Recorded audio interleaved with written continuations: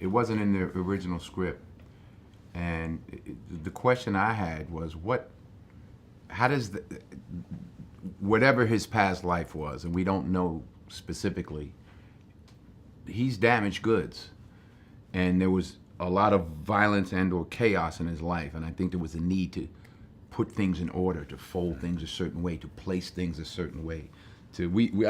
Didn't make the movie, but I fiddled around with that shade. Oh yeah, the shade thing moving around. That's not in the movie, right? No. Yeah, No. there was a thing with the shade and the little string that holds it. He had to get it just, you know. I think he needed things to be in order because he needed things to be together and to fit because he wasn't together and things didn't fit.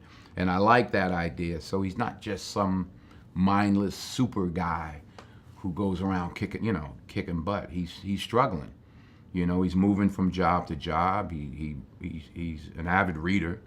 He goes to this diner at 2 and 3 o'clock in the morning, and he doesn't have a gun. He's not concerned, or he doesn't carry a gun.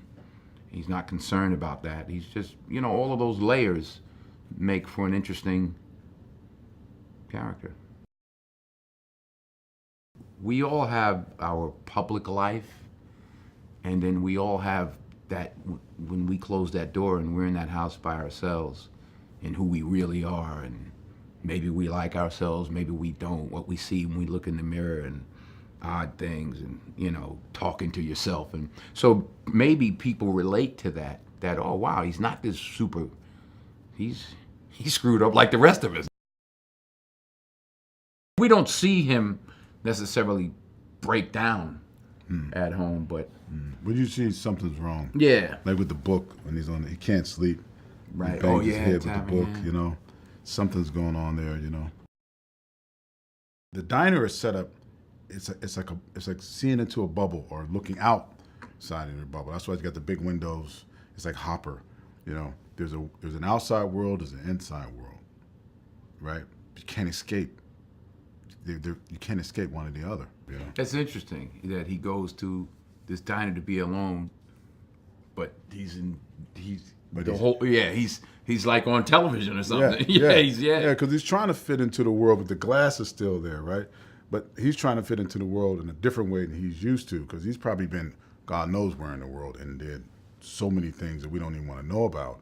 So for him, it's almost, we talked about this earlier, it's the internal journey of what does it mean to be a human being in the sense of fitting in society when we've trained this guy to be something else.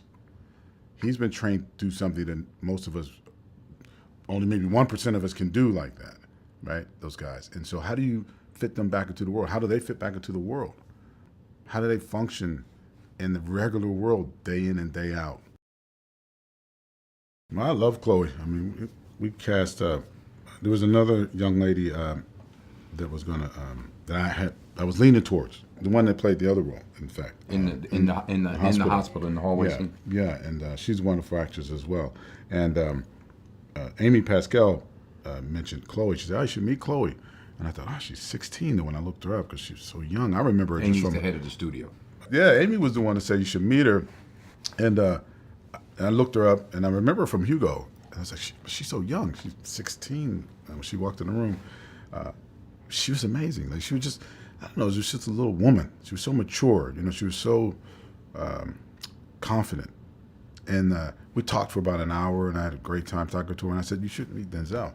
She's like, I'd love to meet Denzel. So we set it up, and she read with Denzel. And she's a pro. Amy was right. Paul Rosenberg. I know Paul and Eminem for a while. And Paul saw the movie, and he was like, man, I got a track that M would just love for you to listen to. And they literally, somebody had to bring it over because they wouldn't let anybody deliver it. And they played it, and it was just on the money. It was challenging. Yeah, doesn't flow, glottal, and it's, yeah. And practicing, and not saying too much. Bullet in the Head. A Bittersweet Life. Bittersweet Life. Old Boy. Old Boy.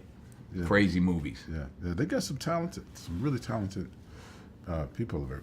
Was it Mr. and Mrs. Vengeance or Mr. Vengeance? Mr. Mr. Vengeance or something like that. Scorsese turned me on to that one. It's a really violent, but filmmaking is really interesting over there.